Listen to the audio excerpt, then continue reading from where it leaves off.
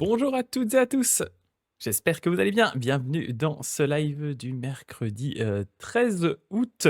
Salut Tomoyo, salut Quentin, salut Amandine, salut Éponine. Comment est-ce que ça va de votre côté? Pas trop chaud?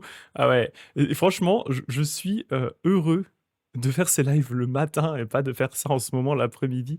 Parce qu'avec les vêtements de moine, sachant que je n'ai pas la clim chez moi, oui, et que je suis au dernier étage, je pense que j'aurais du mal à faire. Déjà, les cérémonies du lundi soir, en général, j'ai très chaud. Mais là, ça va. Le matin, je laisse tout aérer pendant la nuit. Et voilà, comme ça me permet là de faire les matinées de live à peu près bien, sans être trop inconfortable. J'ai même pour l'instant pas besoin de mettre le ventilo. Donc, puis, accessoirement, je suis aussi un peu dans la montagne. Hein, donc, je suis pas au sud de la France, je suis dans l'est, dans la montagne. Donc, ça, on n'est pas ceux qui soufflent le plus. Donc, courage. Courage à vous qui êtes actuellement dans des parties de France où il fait vraiment très très chaud. Courage, courage. Et merci, Eponine, pour ton réabonnement des 15e mois. J'en profite aussi pour remercier Takilo qui s'était abonné hier. Voilà, donc merci beaucoup à Takilo aussi pour ton soutien. Merci beaucoup.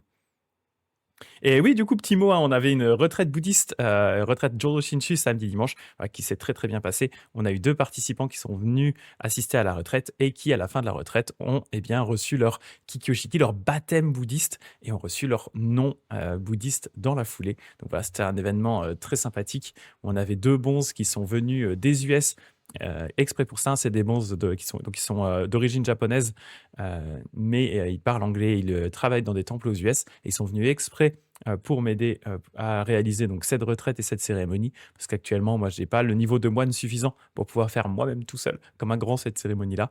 Donc voilà, c'était l'occasion. Donc on était 3 moines et 2 participants. Donc c'était très sympa. Salut Dagdag. Et on pense a priori à refaire ça normalement une fois par an, en fonction de la demande bien sûr, hein. Sachant que, ce que je disais, il est possible d'assister à cette retraite bouddhiste sans forcément faire la cérémonie de baptême bouddhiste Kikyoshiki après. Pour ceux qui veulent voir, hein, ce que c'est qu'une journée vraiment consacrée au Jodo Shinshu, un week-end consacré au Jodo Shinshu, eh bien vous pouvez venir assister vous-même à la cérémonie de Kikyoshiki sans même y participer, hein, vous n'êtes pas obligé. Mais voilà, c'est ouvert, c'est globalement ouvert à tous ceux qui sont intéressés par le Jodo Shinshu. Et puis voilà, pour le coup, c'est vraiment, j'insiste, c'est vraiment très Jodo Shinshu, hein. C'est une retraite qui est organisée dans ce cadre-là très spécifique. Voilà. C'est très très cool. Ok, et ben écoutez, on va continuer à parler de Vimalakirti dans le Sutra de la liberté inconcevable, traduit par Patrick Carré ici aux éditions Fayard. Voilà, qu'on a déjà pas mal avancé. On est actuellement dans le chapitre qui s'appelle Vision des êtres, qui est globalement coupé en 2 parties. Une partie qu'on a faite la semaine dernière, où on a vraiment discuté de cette vision que doit avoir le bodhisattva de haut niveau des êtres, qui est en fait une tension permanente entre la notion de vacuité, donc le fait qu'il n'y a pas au niveau de la dimension absolue d'être en soi, il n'y a pas d'essence, tout est impermanent, tout est sujet aux causes et aux conditions, et surtout toutes les caractéristiques des êtres s'évacuent dans la vacuité. Mais arriver à maintenir ça en tension avec le fait que, d'un point de vue conventionnel, il y a des êtres, que ces êtres souffrent et que ces êtres, il faut les aider. Donc le bodhisattva, il doit toujours garder cette tension entre les deux pour éviter de tomber dans les 2 extrêmes qui seraient le nihilisme, si il ne garde en tête que la vacuité des êtres, il va se dire rien n'existe, les êtres n'existent pas, donc pourquoi est-ce que j'irais d'une certaine façon m'embêter avec des illusions? C'est le premier. Et le deuxième, c'est l'essentialisme. Ce serait de dire les êtres existent fondamentalement, ils ont des essences d'être, et donc là on se laisse tirer par l'essentialisme et on va au contraire s'attacher trop aux êtres. Donc le but, c'est d'arriver à maintenir cette balance entre détachement par rapport aux caractéristiques des êtres, mais besoin et nécessité de les aider et de les sauver. Donc voilà, le bodhisattva, il est toujours sur cette balance, il essaie de maintenir cette balance à l'équilibre pour ne pas tomber dans les extrêmes. Voilà. Nogadrama, salut à toi qui dit, je sais pas si lui, je t'ai dit bonjour Dagdag aussi, salut Dagdag aussi. Nogadrama qui dit, je suis enfin réveillé assez tôt pour suivre live. Yes. Bienvenue à toi.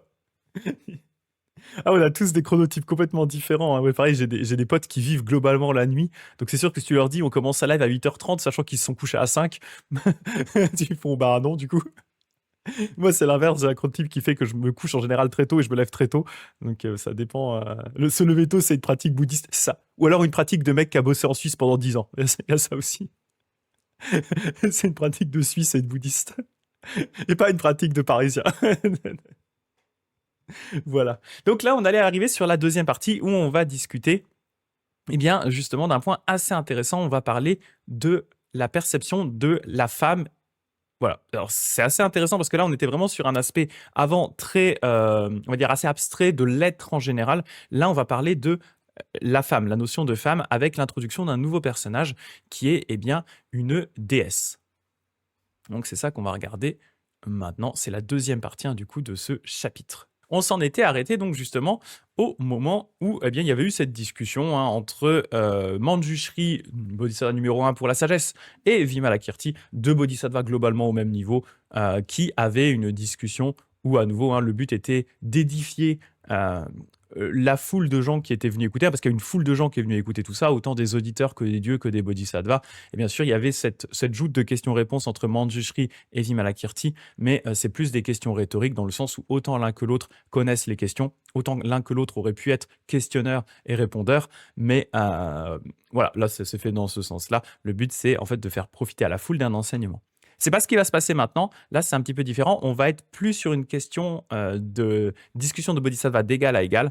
On va réintroduire un nouveau personnage, donc qui est la déesse, et il va y avoir une discussion avec le pauvre le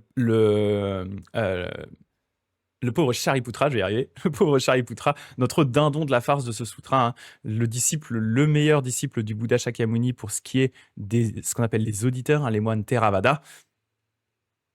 Là, lui, il passe vraiment pour le dindon de la farce d'une certaine façon, parce que comme on l'a dit, ce sutra a vraiment pour objectif de mettre en avant le Mahayana et notamment l'idéal de Bodhisattva par rapport à l'idéal des auditeurs, les disciples traditionnels du Bouddha Shakyamuni, ceux qui œuvraient pour leur propre libération, pas par la libération de tous les êtres, contrairement à ce qu'est un Bodhisattva qui œuvre pour le bien de tous les êtres, pas que pour lui. Donc là, on va avoir une discussion entre un auditeur et une Bodhisattva. En ce temps-là, il y avait dans la chambre de Vimalakirti, cette chambre qui accueille toute l'assemblée, qui s'est agrandie de façon phénoménale pour accueillir toute l'assemblée qui était venue là. Il y avait donc dans la chambre de Vimalakirti une déesse qui, à la vue de tous ces grands hommes et en entendant les enseignements qu'ils échangeaient, se rendit visible en répandant des fleurs célestes sur les bodhisattvas et les grands auditeurs. Donc pareil, de base, l'offrande de fleurs, c'est une des offrandes classiques qu'on peut faire au Bouddha, avec notamment l'offrande d'encens, l'offrande de parasol, voilà, parce que ça, il fait chaud, parasol c'est bien, ça protège du soleil. Voilà, ça fait partie des offrandes classiques. Donc elle a vu cette scène de grand bodhisattva, elle était là, elle s'est dit, bah waouh, j'ai eu un bel enseignement de bodhisattva, balançons des fleurs, ça va faire plaisir à tout le monde. Les fleurs frôlèrent les bodhisattvas avant de rejoindre le sol, mais elles restèrent accrochées aux grands auditeurs. Donc là, en général, quand je mets un truc en orange ici, c'est que ça clash du Theravada. Les pauvres Theravada, là, c'est qu'ils vont prendre un peu. C'est ce qui va se passer dans toute la suite de ce chapitre, en gros. Elles restèrent accrochées aux grands auditeurs. Pourquoi est-ce que ces fleurs restent accrochées aux grands auditeurs? On peut avancer deux raisons par rapport à ça, alors qu'elles passent à côté des bodhisattvas, comme si elles coulaient sur eux un peu. Elles ne s'attachent pas aux bodhisattvas. Il y a un peu deux raisons à ça. La première raison, c'est que les auditeurs, une des grandes différences entre les auditeurs et les bodhisattvas, c'est que les auditeurs, ils restent attachés à la notion d'agrégat, à la réalité substantielle des différents agrégats. Pour rappel, dans le bouddhisme, les agrégats, ce sont les constituants de la réalité. C'est-à-dire, on a la matière, on a la perception, on a donc nos différents sens, on a le fait de rentrer en contact avec des objets. Par exemple, quand mon œil rentre en contact avec l'ordinateur, je vais avoir la sensation de voir, je vais voir quelque chose, je vais avoir une sensation par rapport à ce que j'ai vu, je vais avoir une reconnaissance par rapport à ce que j'ai vu, je vais ensuite avoir une pensée par rapport à ce que j'ai vu. Tous ces éléments-là, ce sont des agrégats. Et dans le Theravada, on va estimer que s'il n'y a pas d'essence des choses, l'essence de Greg par exemple, il y a quand même une existence physique, une existence quasi essentielle des agrégats. Les agrégats existent, mais ils ne font que apparaître et disparaître au fur et à mesure. Avec la différence du coup du Mahayana, où le Mahayana va vous dire qu'en fait, même ces agrégats, eux-mêmes, sont vides de toute caractéristique et de toute substance ou de toute essence. Donc, puisque les agrégats, d'une certaine façon, sont vides pour les bodhisattvas, les éléments matériels leur passent un peu comme ça, leur coulent dessus, ils ne s'y attachent pas. Mais pour les auditeurs, qui eux sont encore attachés à ces agrégats, d'une certaine façon, les fleurs matérialisent cet attachement aux agrégats et elles s'accrochent à leurs vêtements, voilà, comme pour matérialiser leur attachement à la réalité physique des choses. Ça, c'est la première possibilité. Et la deuxième possibilité, c'est que, contrairement aux bodhisattvas, qui, eux, ne s'attachent pas tant que ça aux règles monastiques, c'est-à-dire qu'ils savent que les règles monastiques elles-mêmes ne sont qu'une aide, mais ils ne s'y attachent pas, eh bien les auditeurs, eux, sont attachés aux règles monastiques. Parmi ces règles monastiques, il y a notamment le contact avec les femmes, où normalement le moine ne doit pas avoir de contact physique du tout avec une femme. Donc là, ici, les fleurs aussi symbolisent ce contact physique que les auditeurs peuvent avoir avec les femmes. Pour le bodhisattva, ça lui passe complètement au-dessus, il n'a aucun attachement par rapport à tout ça, mais l'auditeur attaché à la matière, attaché encore du coup à ses essences, etc., attaché à cette règle monastique, eh bien lui, cet attachement se matérialise du coup par des fleurs qui restent accrochées à lui. Recourant à leur pouvoir divin, ces derniers, donc les auditeurs, tentèrent tous, mais en vain, de se dégager des fleurs. Alors l'être céleste, donc la déesse, demanda à Shariputra, « Mais pourquoi repoussez-vous ces fleurs ?» Il répondit, « Ces fleurs vont à l'encontre de la règle, donc règle monastique, c'est pour cela, c'est pourquoi nous les repoussons. » Donc c'est un cadeau venant d'une femme, comme ça, il y a un côté, je ne vais pas accepter ce cadeau venant d'une femme, je le repousse. Et du coup, plus il essaye de le repousser, plus il s'y attache d'une certaine façon, de par cette idée même de repousser quelque chose, il s'y attache, et donc plus les fleurs, en mode gros troll, s'attachent également à lui. Mais ne prétendez pas que ces fleurs vont à l'encontre de la règle, dit la déesse. Pourquoi ? Parce que les fleurs ne discriminent pas. Révérencez-vous, et seulement vous, qui produisez des pensées de discrimination. Renoncez au monde pour les enseignements du Bouddha et continuez de discriminer. C'est cela, ne pas respecter la règle. Respecter la règle, cela consiste à ne pas discriminer. J'observe que si les fleurs ne sont pas restées accrochées au bodhisattva, c'est parce qu'ils ont aboli toute pensée de discrimination. Donc là, Shariputra, qui est encore un auditeur, il est très attaché à la règle monastique qui nous dit « ceci est bien, ceci est mal, je suis un moine, je ne dois pas avoir de contact avec des femmes, oh là là là là, la panique, on m'a lancé des fleurs dessus. » Voilà. Les roses d'Aphrodite des poissons. Ah, c'est vrai, c'est vraiment ça. En plus, ça fait passer tout à fait dans les Chevaliers du Zodiaque, effectivement. Effectivement, c'est le bouquet. C'est une attaque de Sanseiya. Elle lui a envoyé les roses. Ah, c'est vrai, c'est vraiment l'attaque d'Aphrodite dans Sanseiya. C'est pas les fleurs qui sont racistes, c'est vous. Dinogadrama, c'est vrai. C'est pas les fleurs qui sont racistes, c'est vous. Les fleurs, elles ne discriminent pas, elles, c'est juste des fleurs. C'est juste vous qui êtes attaché à cette discrimination des fleurs. Vaspasir, qu'est-ce que tu nous fais là, Shariputra?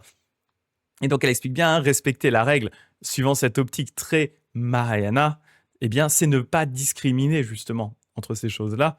Si on discrimine, c'est que d'une certaine façon, on estime qu'il y a le bien et le mal, donc on est attaché à cette balance du bien et du mal, on essentialise d'une certaine façon, ceci est bien, ceci est mal, et donc eh bien on n'est pas de réel disciple du Bouddha, en tout cas pour la déesse.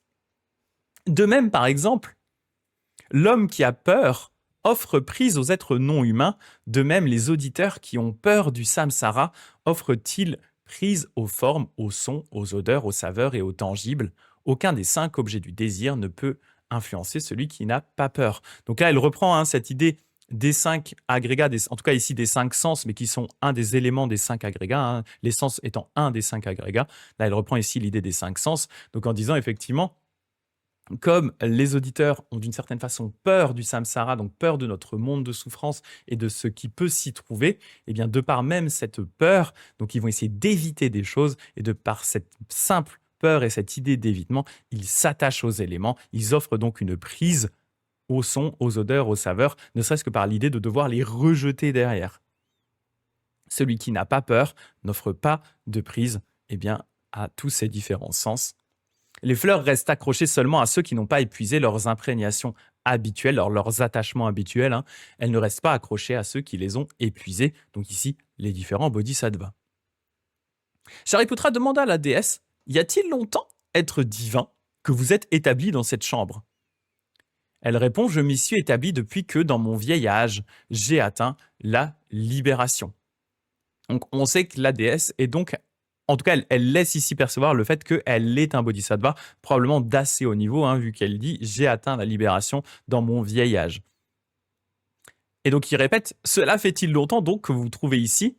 Et elle répète « Je me suis libérée dans mon vieil âge, disais-je, serait-ce il y a longtemps ?» Donc pour elle, déjà en tant que bodhisattva, la notion de l'imbloquance des 3 temps fait qu'il n'y a pas vraiment d'intérêt à poser la question de « est-ce que ça fait longtemps ou pas ?» C'est juste qu'à partir du moment où elle a atteint cet état de libération, dans tous les cas, elle a atteint cet état de libération, et cet état de libération fait que le passé, le présent et le futur, pour elle, n'ont plus de réelle existence. Il n'y a plus qu'une espèce de présent continu dans lequel elle peut agir. Donc au final, ça n'a pas vraiment d'intérêt pour elle. Et de toute façon, si elle exposait ses doctrines de cette façon-là, Shariputra ne pourrait pas vraiment les comprendre en tant qu'auditeur. Shariputra donc garda le silence sans répondre. Ainsi, vieillard, reprit la déesse, vous avez eu la grande sagesse de garder le silence. Celui qui s'est libéré n'a rien à dire, si bien que j'ai rien trouvé à répondre. Comme elle n'a pas répondu à sa question, elle lui a posé 2 fois la même question, elle n'a pas réellement répondu directement. Du coup, eh bien, il ne veut pas aller plus loin dans cette discussion. La parole et l'écrit sont libération, s'exclama la déesse, parce que la libération n'est ni intérieure ni extérieure et ne se trouve pas entre les deux. De même, le langage n'est ni intérieur ni extérieur ni intermédiaire. Si bien que Shariputra, on explique la libération sans renoncer au langage, parce que tous les phénomènes sont libération. C'est intéressant là parce qu'en fait, elle met en avant l'intérêt du langage et la nécessité du langage pour pouvoir euh, expliquer la libération, pour pouvoir partager la libération, parce qu'elle a bel et bien conscience du fait que nous sommes, en tant qu'être humain, des êtres de langage. Donc bien sûr, on peut montrer un certain nombre de choses par on va dire, l'expérience, par l'attitude, etc. Mais à un moment, en tant qu'être humain, on a forcément besoin du langage. Donc là, elle met en avant l'intérêt du langage pour la libération, ce qui est assez intéressant parce que Vimalakirti lui-même, dans un des premiers chapitres, avait fait exactement l'inverse, c'est-à-dire qu'il avait montré le fait que le langage, eh bien, ne faut pas s'y attacher. Je vous avais remis ici le passage. Pour rappel, voici ce que Vimalakirti avait dit à Subhuti, un autre auditeur. Tout ce qu'on peut dire n'a d'autre caractère que ce caractère de fantasmagorie, à tel point que le sage ne croit pas aux mots et n'a peur de rien. Cela est possible parce que les mots sont dépourvus d'essence. À l'irréalité des mots, voici la libération. Et à quoi ressemble la libération? À tout. Et pourtant, comme l'explique la déesse, le bodhisattva ne doit pas renoncer aux mots pour enseigner. Donc en fait, entre l'enseignement de la déesse et l'enseignement de Vimalakirti, en fait, on a à nouveau le juste milieu. Vimalakirti présentait le langage sous l'angle de la vacuité, en disant qu'effectivement, les mots en réalité n'ont pas d'essence, ce sont des conventions qu'on va fixer, mais les mots eux-mêmes n'ont pas de réalité. Donc pourquoi avoir peur des mots? Mais pourquoi aussi se baser sur les mots pour atteindre le réel, hein? C'est ce qu'il disait ici. L'irréalité des mots, voici la libération. Donc ça, c'est on va dire la conception du langage sous l'angle de la vacuité. Mais là, la déesse, elle montre l'autre partie de la balance, hein, ce qui équilibre ça, en parlant de la nécessité du langage. Le bodhisattva ne renonce pas au langage dans la libération parce qu'il sait que les êtres sont dépendants du langage. Donc conventionnellement, il a besoin du langage, mais d'un point de vue de la vacuité, il sait que le langage n'est pas la réalité. Donc on doit balancer à nouveau ces 2 éléments, hein, toujours cette tension entre la réalité conventionnelle et la réalité absolue de la vacuité qu'on retrouve un peu partout dans le sutra. La libération d'Ishariputra ne consisterait-elle pas, ne consisterait-elle plus, non, il pose une question un peu rhétorique, ne consisterait-elle plus à se dégager du désir, de la haine et de la bêtise? Moi, c'est ce que je croyais. Pareil, hein, ici, idée très Theravada, hein, la libération, elle consiste à couper à sa racine le désir, la haine, la bêtise, donc l'ignorance, hein, le désir, l'ignorance et la haine, donc les 3 poisons, qui est vraiment une des pratiques du Theravada. Hein. Le Theravada, on doit couper les 3 passions pour ne plus renaître. Donc on va s'éteindre comme une bougie et on ne va plus renaître. C'est pas l'angle ici qu'a la déesse. Hein. La déesse répond « Ce n'est que pour les arrogants, dit l'être divin, c'est-à-dire ceux qui sont attachés à soi-même, hein, que le Bouddha a enseigné que la libération était l'affranchissement du désir, de la colère et de la bêtise. En l'absence d'arrogants, le Bouddha enseigne que dans leur essence, le désir, la colère et la bêtise sont la libération. » Ce que je m'étais noté ici, hein, c'est que le fait de rechercher activement à se libérer du désir, de la haine et de la bêtise, c'est encore croire d'une certaine façon en leur réalité absolue. Donc on croit vraiment qu'il y a du désir, qu'il y a de la haine, qu'il y a de la bêtise, qui ont une existence, qui ont une essence qui est là et à laquelle on va s'attacher d'une certaine façon en disant ceci est l'ignorance, ceci est le désir, ceci est la haine et c'est ceci que je dois couper. Donc d'une certaine façon, on les essentialise et on s'y attache à nouveau. Le bodhisattva, en cultivant la vacuité, s'en détache naturellement sans le chercher activement. C'est-à-dire qu'il va pratiquer, il va s'en détacher, un peu comme une espèce de mue du serpent qui tomberait, hein, qu'elle va tomber naturellement. Il ne va pas activement chercher à s'en débarrasser, mais de par ses pratiques, cette haine, sa haine, sa colère, son désir, etc., vont tomber naturellement. Et il va s'en détacher au sein même du désir, de la haine et de la bêtise, car il a conscience que eux aussi sont au final vacuités. Voilà, je regarde ce que disait Éponine. Il disait le bodhisattva n'a pas besoin de parler. Oui, parce n'a pas besoin de parler, mais il parle pour le bien des êtres. C'est ça. Il n'en a pas besoin, mais il le fait parce qu'il a conscience que les êtres en ont besoin. Tout à fait. Bravo, être divin. Bravo, s'exclama Shariputra. Mais alors, qu'avez-vous atteint et comment vous êtes-vous illuminé pour que telle soit votre éloquence? Réponse de la déesse, on sent qu'elle est vraiment de la famille de Vimalakirti, enfin, famille spirituelle de Vimalakirti. Réponse de la déesse, je n'ai rien atteint et je ne me suis pas illuminé. Car à nouveau, atteindre un but et s'illuminer, c'est poser, c'est essentialiser des étapes sur la carrière des bodhisattvas en disant, moi, être réel, j'ai atteint objectif réel. Moi, être réel, j'ai atteint l'illumination, cette étape réelle. Et je peux dire, voilà, ça c'est marqué comme ça, cette étape physique, cette étape essentielle est atteinte. Et elle dit, je n'ai rien atteint, je ne me suis pas illuminé, parce que je n'existe pas au niveau de la dimension absolue, et les étapes et l'illumination n'existent pas non plus de façon essentielle au niveau de la dimension absolue. Voilà justement le secret de mon éloquence, car l'illumination est une forme d'arrogance à l'égard des enseignements du Bouddha. C'est aussi effectivement à dire « j'ai atteint cet état, regardez comme moi je suis supérieur aux autres ». C'est une forme d'arrogance également. Et alors des 3 véhicules, demandant Shariputra à l'être divin, lequel préconisez-vous? Donc les 3 véhicules, pour rappel, ce sont le véhicule des bodhisattvas, donc celui dans lequel pratique la déesse, le véhicule qu'on appelle des Bouddhas par soi, c'est-à-dire ce sont des Bouddhas qui ont atteint une espèce d'état de pseudo-Bouddha. En fait, ce sont des êtres qui ont atteint une forme de libération par eux-mêmes, pour eux-mêmes, mais qui en profitent pour eux-mêmes. Voilà, ils sont c'est un stade un peu particulier, les Bouddhas par soi, qu'on évoque à chaque fois dans ces 3 véhicules, mais qui n'est pas toujours... Voilà, on va rarement avoir des discussions entre un Bouddha par soi et des Bouddhas ou des Bodhisattvas. Un Bouddha par soi, voilà, il atteint quelque chose dans son coin, notamment en prenant conscience de la chaîne de causalité, les 12 maillons de la chaîne de causalité, et devient un Bouddha par soi. Et le 3e, c'est le véhicule des auditeurs, le véhicule du Theravada, les êtres qui œuvrent pour leur propre réalisation. Et donc en général, c'est souvent entre ces auditeurs qui sont des disciples du Bouddha et les bodhisattvas qui sont aussi des disciples du Bouddha, et donc les disciples Theravada et disciples Mahayana, qu'on va avoir ces discussions. Les Bouddhas par soi, ils sont un peu au milieu, vu qu'ils font leur truc dans leur coin tout seuls, ils interviennent rarement. Donc c'est souvent entre les auditeurs et les bodhisattvas qu'on va avoir des discussions, ce qui est exactement en train de se passer ici, avec Shariputra et la déesse. Donc là, Shariputra, il lui dit, mais du coup, c'est quoi le meilleur des 3 véhicules? Lequel préconisez-vous?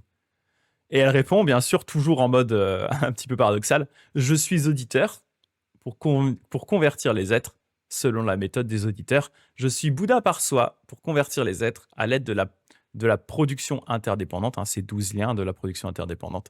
Et je suis une adepte du grand véhicule pour convertir les êtres par la grande compassion. Cette idée ici, qui est bien sûr l'idée de moyen adapté, c'est-à-dire que la déesse, elle adapte tout simplement ses enseignements et son apparence aux besoins qu'il y a, aux besoins qu'ont les êtres qui sont en face d'elle. Donc si en face d'elle, elle a un être qui ne peut, entre guillemets, répondre qu'au véhicule des auditeurs, qui est perçu ici comme étant le plus bas des 3, il y a vraiment une gradation dans ce sutra-là. Le Sutra du Lotus expliquera à terme que tous ces véhicules n'en font qu'un, mais là, on est encore vraiment dans cette idée il y a les 3 véhicules de façon très nette, le véhicule des auditeurs étant celui le plus bas. Donc, si elle croise des êtres qui ont besoin de ce niveau-là pour commencer, elle va apparaître sous forme d'un auditeur, donc sous forme probablement d'une nonne, par exemple, pour leur enseigner. Elle est Bouddha par soi pour convertir ceux qui ont besoin de la chaîne de la production interdépendante pour bien comprendre le bouddhisme. Et bien sûr, elle apparaît comme un bodhisattva pour convertir les êtres par la grande compassion, donc pour ceux qui sont réceptifs directement au grand véhicule. Donc si elle a la possibilité, d'une certaine façon, elle va aller directement enseigner en tant que bodhisattva. Mais si elle voit que la personne en face n'est pas réceptive, en tout cas n'a pas la réceptivité nécessaire, alors elle va lui apparaître sous une autre forme. Et ça, c'est le principe important de moyen adapté, adapter sa forme et adapter ses enseignements aux besoins des êtres qu'il y a en face de soi. Selon Hidalgo, le meilleur véhicule, c'est le vélo. Pas sûr qu'on atteint l'illumination, je suis pas sûr non plus, ouais. Bodhisattva de la grande piste cyclable vers l'éveil. Plus de pistes cyclables. Attends, c'est bien les pistes cyclables quand même. C'est quand même pas mal en vrai. Et elle continue en expliquant et en nuançant un peu ses propos. Hein. Là, elle disait vraiment, elle adapte ses enseignements en fonction des êtres, mais elle nuance en disant au Shariputra, dans un bosquet de jasmin, on goûte le jasmin et nul autre parfum. De même, dans cette chambre, hein, ici, qui est la chambre de malade de Vimalakirti, qui héberge toute cette congrégation, de même, dans cette chambre, on ne peut sentir que le parfum des mérites du Bouddha, et l'on n'aime pas y sentir le parfum des mérites des auditeurs et des Bouddhas par soi. Donc là, elle rappelle hein, que cette air, cette sorte de petite terre pure qui est la chambre de Vimalakirti, c'est une chambre qui est désignée pour enseigner la voie des bodhisattvas. La voie des mérites des Bouddhas, la voie des bodhisattvas, on n'aime pas y sentir le parfum des mérites des auditeurs et des Bouddhas par soi. C'est un peu péjoratif, hein, mais c'est histoire de dire, c'est vraiment une ère d'éveil et une ère d'enseignement Mahayana ici. Voilà. Donc c'est vers là que vont tendre les enseignements. Au Shariputra, les Indras, les Brahmas et les quatre divins rois, les dieux, les dragons, les bons et les mauvais et tous les esprits qui entrent dans cette chambre pour écouter cet être supérieur, donc Vimalakirti, enseignant la méthode juste, aiment tous le parfum des mérites du Bouddha, ils engendrent l'esprit d'éveil et repartent. Ici, on peut voir une petite critique camouflée, hein, doucement, des auditeurs en disant, normalement, hein, n'importe qui rentre dans cette chambre, que ce soit les dieux, les rois divins, les dragons, etc., eh bien, tous ces êtres-là génèrent l'esprit d'éveil et rentrent dans le grand véhicule. Ils rentrent dans le véhicule des bodhisattvas. Mais les auditeurs, eh bien là, ils sont dans cette situation où ils sont dans cette chambre avec les autres, pourtant ils ne génèrent pas l'esprit d'éveil. Donc on peut avoir un peu cette critique à nouveau des auditeurs en disant, ils restent à leur statut d'auditeur, et malgré tout ce qu'on leur met en face d'eux, eh bien, ils continuent à persévérer dans ce véhicule inférieur pour le Mahayana. J'insiste toujours dans selon le Mahayana. Hein, me tapez pas, hein, les moines Theravada, hein, j'y suis pour rien. C'est pas moi qui fais le texte. Et voilà, il y a vraiment cette idée-là, de dire, eux, ils sont pas, malgré tout ça, ils restent coincés d'une certaine façon, attachés à leur véhicule inférieur. Ils n'arrivent pas à générer l'esprit d'éveil. C'est ça.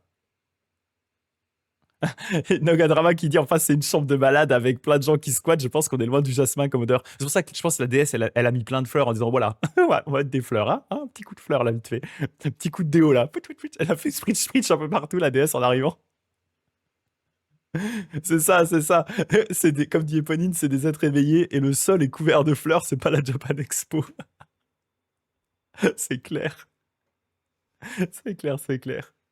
Ah puis ça va brûler de l'encens dans tous les sens là-dedans, t'inquiète.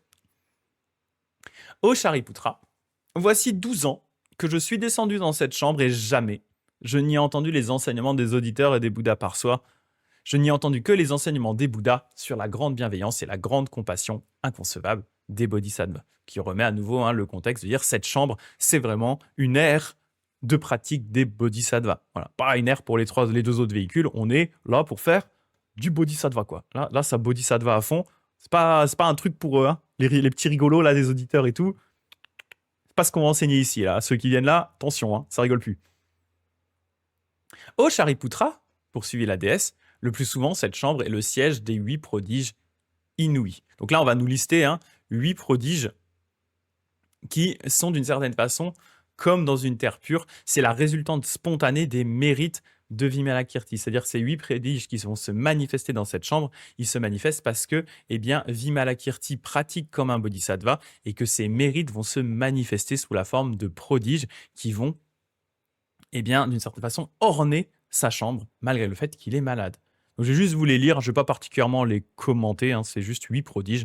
Souvent dans cette chambre brillent des lumières dorées, de jour comme de nuit, et ce ne sont ni le soleil ni la lune qui produisent ces lumières. Voici un premier prodige inouï. Celui qui entre dans cette chambre ne s'offre plus d'aucune souillure. Deuxième prodige inouï. Dans cette chambre toujours se rassemblent Indra, Brahma, les 4 divins rois, et maintes bodhisattvas venus d'autres espaces. Troisième prodige inouï. Dans cette chambre, on enseigne toujours la méthode des 6 transcendances dans laquelle on ne régresse jamais. Quatrième prodige inouï. Dans cette chambre, on exécute toujours les plus sublimes musiques divines et humaines. Des orchestres y produisent d'innombrables symphonies qui convertissent au réel. Cinquième prodige inouï. Dans cette chambre sont 4 grands coffres où s'entassent tous les trésors et où, pour suppléer tout manque et combler toute vacance, on peut puiser inépuisablement. Donc on peut offrir, ces fameux trésors sont ouverts pour que tout le monde puisse y aller. Dans cette chambre, le Bouddha Shakyamuni, le Bouddha Amitabha, les Bouddhas imperturbables, vertus précieuses, flammes précieuses, lune précieuse, précieuse majesté, invincible, voix de lion, auteur de tous les bienfaits, ainsi que les innombrables Bouddhas des 10 vents de l'espace, accourent lorsque cet être supérieur les invoque, et tous, ils lui expliquent par le menu le trésor des instructions secrètes et essentielles des Bouddhas, puis ils s'en retournent. Septième promesse. Oui, il parle même d'Amida, effectivement, ouais. Donc là, en gros, ce qu'on me dit ici, c'est que ce septième prodige inouï, c'est que, à la simple demande de Vimalakirti, les Bouddhas peuvent apparaître dans sa chambre, donc dans sa mini-terre pure, pour donner des instructions secrètes, des instructions essentielles. Et ensuite, ces Bouddhas, une fois qu'ils ont fini d'enseigner, ils disparaissent et ils retournent dans leur propre monde. Donc c'est, ouais, effectivement, du coup, Amida est bien mentionné aussi dans ce sutra, effectivement. Et juste pour reboucler, on en a eu un exemple concret, le chapitre d'avant, au moment où Vimalakirti demandait à ce que des trônes lui soient conviés. C'est vraiment typiquement ce même type d'apparition. Dans cette chambre apparaissent les ornements, les joyaux, les pavillons et les temples des dieux, de même que les terres pures des Bouddhas. 8e prodige inouï. Donc on peut même avoir l'apparition de la terre pure d'Amida directement dans la chambre ici de Vimalakirti avec Amida lui-même. Voilà Shariputra, les 8 prodiges inouïs qui souvent se manifestent dans cette chambre. Qui a vu ces choses inconcevables pourrait-il encore aimer les enseignements des auditeurs? Petit clash là. La déesse, elle est pas là pour rigoler, elle envoie du gros clash. Genre, t'as vu tous ces mérites qui est là? Et tu veux encore rester dans le véhicule des auditeurs? Oh waouh! Ah, t'es fort attaché quand même. La chambre, c'est vraiment les All-Stars, c'est ça, c'est ça. Il y a tous les Bouddhas qui sont là. C'est ça.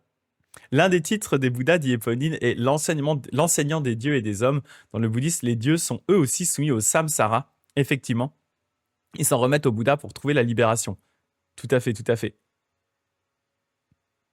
Et Indra et Brahma, que foutent les dieux hindous ici? C'est ça, en fait, ils sont effectivement inférieurs d'une certaine façon au Bouddha dans ces cas-là. Ils vénèrent eux-mêmes le Bouddha. Tout à fait, ouais. Ouais. En fait, c'est effectivement le bouddhisme inclut d'une certaine façon le panthéon hindou, vu qu'en fait, il est né culturellement dans une société où le panthéon hindou était présent. Mais du coup, il va d'une certaine façon soumettre, avec des guillemets, soumettre le panthéon hindou au Bouddha.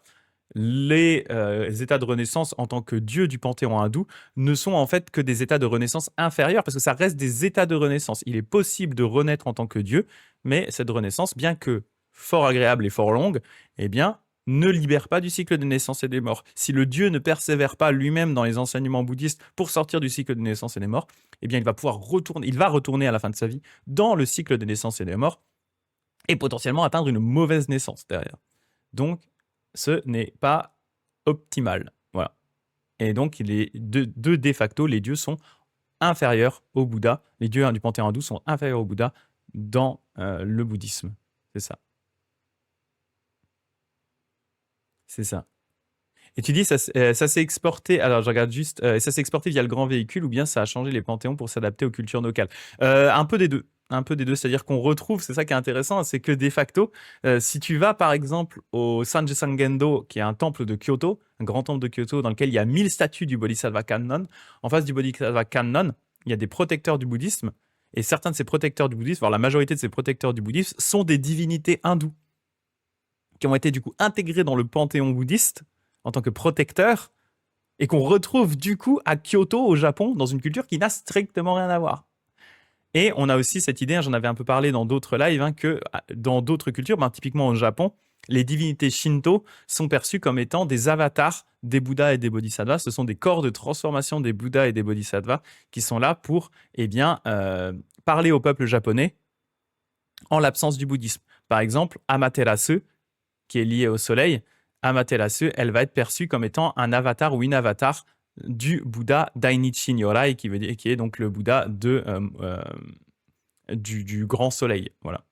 Mahavairochana en sanskrit, hein, Mahavairochana, le grand soleil, son avatar, il va être avatarisé en dieu Shinto, type Amaterasu par exemple. C'est ça. Kannan, c'est le bodhisattva de la compassion, avec plein de bras.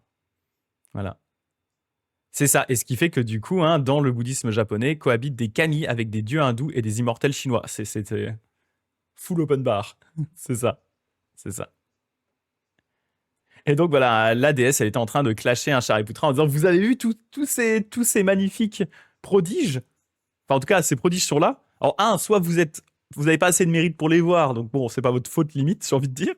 Ça, sinon, vous l'avez vu, mais comment quelqu'un qui pourrait les voir voudrait rester encore un auditeur, pas rejoindre la grande famille un peu cool des Bodhisattvas, là? Question. Et donc là, on va arriver sur le passage encore, à mon sens, un peu plus intéressant, hein, de ce chapitre-là, qui est la question de la femme, de la nature de la femme. Assez intéressant parce que, je rappelle, hein, il y a quand même, à l'époque, et depuis les débuts du bouddhisme, quand même une assez grande discrimination vis-à-vis de la nature de la femme. La femme est perçue comme étant plus impure que l'homme. Elle est notamment dans le Theravada, hein. Il y a cette idée qu'une nonne bouddhiste, peu importe son avancement, sera toujours inférieure à un moine, peu importe son avancement. Donc, en gros, une nonne qui est nonne depuis 60 ans sera toujours inférieure à un moine, même si le moine, ça fait 3 mois qu'il est moine, ce qui est ridicule. Et donc, il y a aussi cette idée que pour devenir un Bouddha, une femme doit passer par un état d'homme avant. Donc, il y a encore vraiment un sexisme qui est assez présent dans le bouddhisme de cette époque. Et vous allez voir que Vimalakirti, le sutra, va essayer de casser un peu ce sexisme en critiquant notamment, hein, cet attachement à l'essence de ce qui ferait une femme, l'essentialisation du sexe. Et donc Shariputra qui met les 2 gros pieds, ces 2 gros panards dans le plat en disant: mais bon, c'est bien, ça va donner l'occasion de discuter. Pourquoi, demanda Shariputra à la déesse, ne changez-vous pas votre corps, ne changez-vous pas de corps, vous qui êtes une femme? Donc là, vraiment, c'est cette idée de sexisme et notamment cette idée de dire, bah, si vous avez ce niveau d'avancement, pourquoi vous avez des seins, quoi? La question de Shariputra. Bien, Shariputra, bonne question. C'est bien, hein? Pourquoi t'as des seins, du coup, hein, si c'est à ce niveau d'avancement? La réponse de la déesse, hein. Voilà 12 ans, donc ça fait 12 ans qu'elle est avec Vimalakirti, hein, à étudier. Voilà 12 ans que je cherche les attributs de la femme, mais je ne les ai pas encore clairement trouvés. Que pourrais-je donc changer? Ce qu'elle est en train de discuter ici, hein, ce qu'elle pose comme point, c'est que les attributs qui sont des attributs perçus au niveau de la réalité conventionnelle comme étant les marques d'une femme, au niveau de la vacuité, n'ont pas d'existence réelle. À nouveau, la critique ici, hein, c'est d'essentialiser. Elle est en train de dire, en fait, Shariputra, tu essentialises la femme, tu essentialises les caractéristiques qui font ce qu'est une femme. Et elle dit, mais moi, quand je cherche ces attributs, qui feraient de moi, d'un point de vue essentiel, d'un point de vue de mon essence, une femme, je les cherche, je ne les vois pas. Pour moi, tout ce que je vois n'est qu'une conséquence d'une infinité de causes et de conditions qui n'a pas de réalité au niveau de la réalité absolue. Je les cherche, je ne les trouve pas. Que pourrais-je donc changer? Et elle prend un exemple ici en disant, lorsqu'un maître magicien, par exemple, a créé une femme illusoire, celui qui demande à cette créature, donc créature illusoire, pourquoi ne change-t-elle pas de sexe, pose-t-il une question correcte? Bah non, dit Shariputra, les créatures magiques ne possèdent pas d'attributs déterminés, ce sont des illusions au niveau de la réalité. Ils ne possèdent pas d'attributs déterminés leur permettant de se transformer réellement. Et la déesse répond, de même en est-il pour tous les phénomènes, dit l'être divin. Ils n'ont pas d'attributs déterminés, ils n'ont pas d'essence, pas de caractéristiques essentielles. Alors comment pouvez-vous me demander pourquoi je ne change pas de corps? C'est comme demander à une illusion pourquoi elle ne changerait pas de corps. Là, elle a cette apparence de femme, mais cette apparence de femme n'a pas d'essence de femme. À quoi s'attacher par rapport à ça?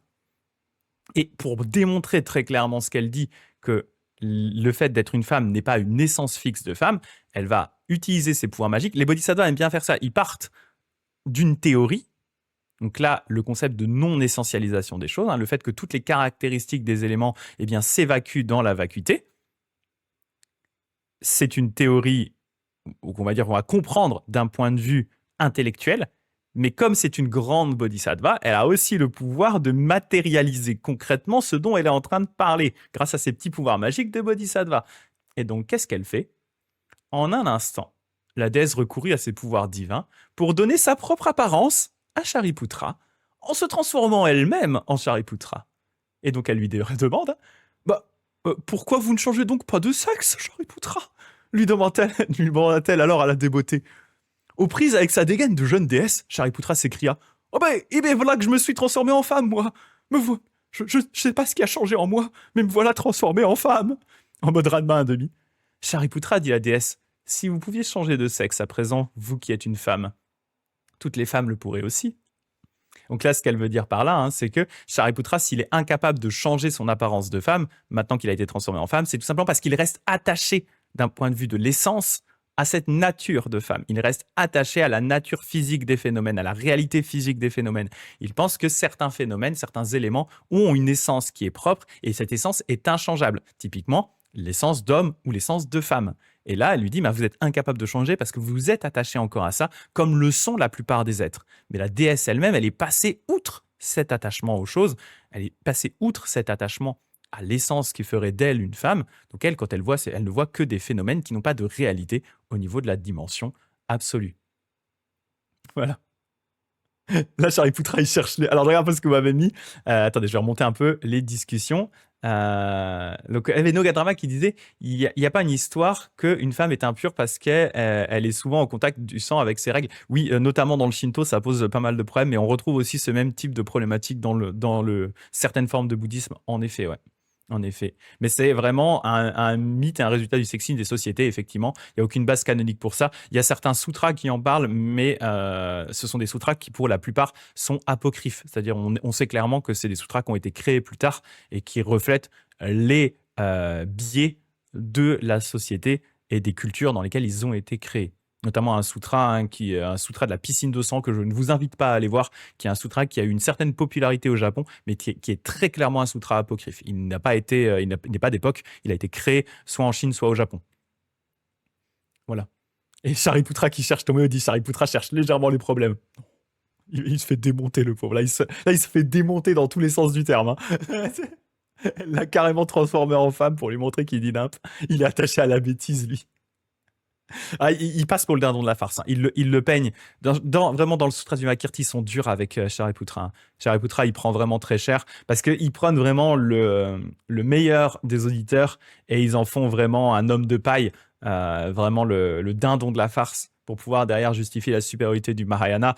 Voilà. C'est pas très, entre guillemets, très juste pour Shariputra. Il prend cher gratos, là. C'est ça. C'est ça. Ah bah voilà, tu l'avais mis, Dagdeg, le sutra du bol de sang sur le sujet. Mais ouais, voilà, j'en parlais, j'avais pas vu ton commentaire, Dagdeg, mais c'est clairement un sutra. Enfin, tout le monde s'accorde pour dire que c'est un sutra apocryphe. Très très clairement, les chercheurs n'ont pas de doute là-dessus, quoi. C'est ça, c'est un Pokémon métamorphe bien fait pour Shariputra. Bra c'est ça. Ah bah Eponine qui avait répondu sur le bol de sang, effectivement, la piscine de sang, qui dit que c'est un apocryphe, tout à fait, ouais. En tant que personne, Eponine qui dit en tant que personne non binaire, un genre, ce passage résonne beaucoup pour moi. Ah bah tu m'étonnes. Il y a vraiment cette idée de la non-essentialisation du genre et du sexe qui est vraiment un concept qui est intéressant à discuter et qui est intéressant de voir sortir dans un sutra qui est aussi vieux que Vimalakirti, tout à fait, quoi. Et vous êtes encore... Ah oui, et Dagdag qui rediscutait sur ce sutra apocryphe qui disait, donc le sutra de la piscine de sang, et apercevoir que potentiellement ça viendrait du taoïsme. C'est possible, c'est possible. Et donc voilà, Shariputra donc, qui a joué ce joli tour, la déesse qui a joué ce joli tour à Shariputra, qui lui dit du coup effectivement, si là vous pouviez changer de sexe, vous le feriez, mais les femmes la plupart des femmes ne le peuvent pas non plus parce qu'elles sont attachées à cette essence d'une certaine façon. Et à l'inverse, pour le bodhisattva ou la bodhisattva qui a atteint ce niveau de réalisation, être homme ou être femme n'a plus aucune espèce d'importance parce que qu'elle soit homme ou qu'il soit femme, à l'inverse, ou les deux, ou peu importe, au final, le bodhisattva ou la bodhisattva ne voit pas d'essence qui caractériserait sa féminité ou sa masculinité. Elle est passée au-dessus de cette dichotomie. Pour elle, elle cherche, elle ne voit pas d'essence de la femme, elle ne voit pas de caractéristiques de la femme, comme elle ne verrait pas de caractéristiques masculines ou féminines. Si vous, Shariputra, n'êtes pas une femme, mais en avez l'apparence, il en sera de même pour toutes les femmes. Bien qu'ayant apparence de femme, ce ne sont pas des femmes. Bien qu'ayant l'apparence de femme, bien qu'étant des femmes au niveau de la réalité conventionnelle, ce ne sont pas des femmes au niveau de la réalité absolue, vu qu'il n'y a pas d'essence au niveau de la réalité absolue qui les caractériserait en tant que femmes, d'éléments qui resteraient indéfiniment de corps essentiel, de sorte de noyau essentiel de la femme qui resterait là tout le temps, pour toujours, et qui ferait d'elles des femmes. Au niveau de la réalité absolue, ce n'est pas le cas.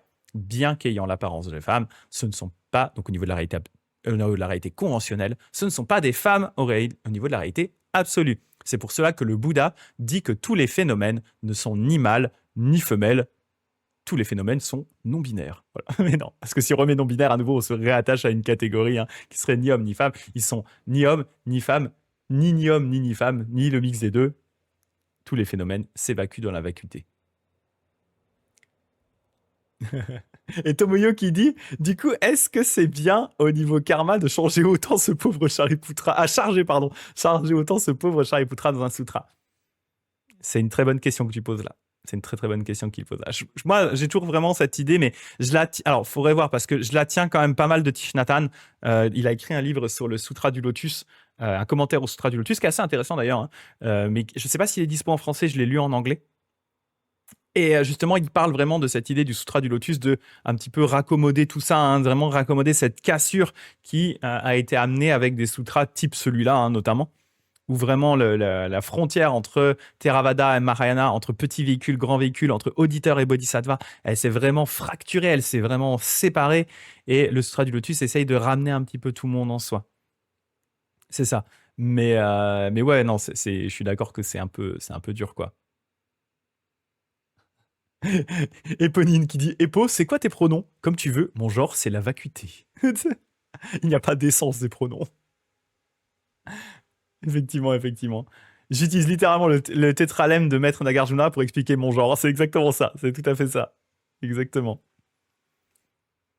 Et donc, soudainement encore, la déesse ramena ses divins pouvoirs et Shariputra redevint comme il avait toujours été. Où sont passés vos charmes féminins? Lui demanda-t-elle aussitôt. La déesse, elle est insupportable. Elle est géniale, hein, mais elle est insupportable. Mais charme féminin? Mais il ne se trouve où que ce soit, et pas davantage nulle part. Eh bien, de même en est-elle pour tous les phénomènes, dit-elle. Il ne se trouve où que ce soit, et pas davantage nulle part. Voilà ce que déclarent les Bouddhas. Et elle finit donc par probablement un mic drop en même temps et un popopo. Parce qu'elle a bien pu démontrer, grâce à ses pouvoirs magiques, des fois on dit une image vaut mieux qu'un long discours, elle a pu démontrer à Shariputra par ses pouvoirs magiques que l'essence de femme ou l'essence d'homme qu'il croyait avoir, ou qu'il a cru avoir pendant un instant, finalement ne sont qu'une illusion, ils n'ont pas d'essence réelle. Shariputra va changer de sujet. Je pense qu'il a compris le message. Il n'a pas envie de se retrouver à nouveau en mode raz-de-marée à demi à changer de sexe comme ça d'un coup, là, changer de genre. Il n'a pas trop envie. Donc, il change de sujet. Quand vous quitterez cette vie, dit Shariputra à la déesse, où renaîtrez-vous? Je serai une production magique des Bouddhas, dit l'être céleste. Je renaîtrai tel que je renaîtrai. Qu'est-ce que je m'étais mis ici comme commentaire? J'ai oublié. J'avais écrit c'est-à-dire qu'elle renaîtra où elle doit renaître pour réaliser l'action des Bouddhas. Oui, c'est ça. C'est-à-dire qu'en gros, elle n'est pas attachée à un état de renaissance, parce qu'à nouveau, si elle disait à Shariputra, où renaîtrez-vous, c'est déjà un attachement dans sa vie future, en disant, je vais renaître, je sais pas, je vais renaître à Salins-les-Bains, ici, là, hop, dans la montagne, pour, en tant que boulanger, pour aider les êtres grâce à mon pain, en donnant du pain gratos. Voilà. Là, ce serait déjà un attachement. Là, elle dit, je n'ai pas d'attachement, je n'ai pas d'attache, je renaîtrai où je dois renaître pour pouvoir aider les êtres et faire œuvre des Bouddhas. Voilà. Les productions magiques des Bouddhas ne meurent point ni ne renaissent, les êtres animés non plus ne meurent ni ne renaissent. Et là, il demande, il doit y avoir longtemps, dit Shariputra, que vous avez atteint l'insurpassable éveil authentique et parfait. Donc là, hop, j'essaie de choper mon commentaire. Shariputra, il vient de comprendre effectivement qu'il a en face de lui un ou une bodhisattva de niveau plus. Elle est vraiment très très élevée. Il demande, il a compris que c'est pas, il a pas en face, mais il avait compris depuis longtemps, je pense, mais il a compris qu'il n'avait pas en face de lui une divinité standard ou une déesse comme ça classique. C'est très clairement une bodhisattva de très haut niveau qui a pris l'apparence d'une déesse. Et elle dit, j'en suis à l'insurpassable éveil authentique et parfait, comme vous, révérend Shariputra, en être à redevenir un être ordinaire. Donc en gros, elle dit, hein, moi, j'ai autant atteint l'éveil insurpassable, authentique et parfait que vous, vous en êtes à l'état d'être ordinaire. Et Shariputra, il dit, mais il ne saurait être question que je redevienne un être ordinaire. J'ai coupé les passions mauvaises, je ne vais pas renaître, je ne peux pas redevenir un être ordinaire. Et bien elle dit, c'est pareil. Il ne saurait non plus être question pour moi, s'exclama la déesse, d'atteindre quelque insurpassable éveil authentique et parfait que ce soit. Pourquoi? Parce que l'éveil ne se trouve nulle part. Nul ne peut donc l'atteindre. À nouveau, hein, il est question ici d'essentialiser l'éveil. Hein, vous voyez bien toujours ce motif de l'essentialisation des choses. Hein, le fait de placer quelque chose comme un objet qui aurait des caractéristiques spécifiques qu'on peut atteindre. Si on fait de l'éveil un objet avec des caractéristiques spécifiques et déterminées, valables tout le temps qu'on peut atteindre, eh bien alors on en refait un objet d'attachement. Là, la déesse, elle dit, mais moi, je ne vais pas atteindre un quelconque éveil authentique et parfait. En tout cas, je ne vais pas atteindre un objet défini. Voilà. Parce que ce serait à nouveau essentialiser l'éveil, ce qu'un bodhisattva ne doit pas faire. Voilà. J'ai mis ici un A car atteindre quelque chose, c'est s'y fixer, c'est s'y attacher et d'une certaine façon perdre sa liberté. Si à présent, dit Shariputra, il y a des Bouddhas qui atteignent l'insurpassable éveil authentique et parfait, ceux qui l'ont déjà atteint doivent être aussi nombreux que les grains de sable du Gange. Qu'en dites-vous? Je dis que c'est à cause du langage et de l'écriture, donc répond la déesse, hein, et du langage, de l'écriture et des chiffres en usage dans le siècle que l'on parle des trois aspects du temps. Je ne dis pas qu'il existe un passé, un présent ou un futur pour l'éveil, car l'éveil, c'est justement cet état de réalisation qui va transcender les trois temps, et donc pour elle, parler d'un nombre, parler d'une quantité et parler d'un temps n'a aucun sens vu qu'elle a transcendé toutes ses limitations. Shariputra, dit la déesse, vous avez atteint l'éveil des Aharats? Oui, bien que je n'ai rien atteint. En effet, au final, il comprend la logique. Hein. De même, en est-il pour les Bouddhas et les Bodhisattvas, dit-elle, il n'a rien à atteindre et ils l'ont atteint. C'est ça qui est important. Il n'a rien à atteindre, pourtant ils l'ont atteint. Ils ont atteint le but, mais ils ont conscience que le but, finalement, n'est qu'une illusion en soi. Si on ne va pas s'attacher à ce but, parce que sinon il retombe dans l'attachement, quoi. Et donc pour terminer ce chapitre, puis après je regarderai un peu vos commentaires. Hein. Alors Vimalakirti, qui avait assisté à la discussion, je pense en se fendant un petit peu la poire, hein, il devait être en mode oh, il se fait démonter. Oh le pauvre. Alors Vimalakirti dit à Shariputra, cette déesse, donc que tu as en face de toi, hein, cette déesse a fait des offrandes à 9 200 000 Bouddhas. Combien? 2 millions, à 9 200 000 Bouddhas. Et les divins pouvoirs des bodhisattvas lui sont un jeu. Ses vœux se sont tous réalisés. Elle a acquis la patience à l'égard du néant et de la naissance. Elle ne régressera plus jamais. Et de par son grand vœu fondamental, elle peut apparaître à volonté pour instruire et aider tous les êtres animés. Donc en gros, là, Shariputra, c'est comme si tu étais un gringalet genre moi, que tu mets en face de Mike Tyson dans un ring. T'es pas au niveau, gros. Je suis désolé.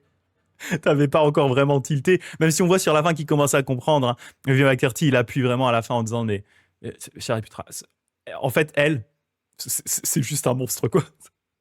Elle a un niveau spirituel qui est complètement démentiel.